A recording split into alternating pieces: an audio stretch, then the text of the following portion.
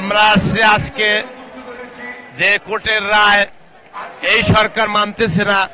আমাদের জনতার mayor engineer ইশরাককে আমরা নগর ভবনে বসানোর জন্য তার কোর্টের রায় নিয়ে কিন্তু সে নগর ভবনে বসার জন্য আসছে। মেয়র হিসাবে অবিলম্বে এই রায়কে মেনে জননেতা জনাব ইঞ্জিনিয়ার ইশরাক হোসেনকে নগর ভবনের দায়িত্ব দেওয়া হোক। তা না হলে এই জনগণকে নিয়ে ঢাকাবাসীকে নিয়ে আবার আন্দোলন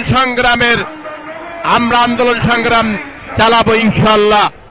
তাই আমি আবারও এই সরকারকে বলছি, এই রায়কে মেনে নিয়ে অবিলম্বে জননেতা জনাব ইঞ্জিনিয়ার ইশরাক হোসেন ভাইকে তার দায়িত্ব বুঝিয়ে দেওয়া হোক। এই বলে আমার সংক্ষিপ্ত বক্তব্য শেষ করছি। বাংলাদেশ জিন্দাবাদ, বাংলাদেশ জাতীয়তাবাদী যুবদল জিন্দাবাদ, আগামী দিনের রাষ্ট্রনায়ক তারেন্দ্রের অহংকার তারেক রহমান জিন্দাবাদ। তারেক রহমান বীরের বেশে আসবে ফিরে বাংলাদেশে ইনশাল্লাহ।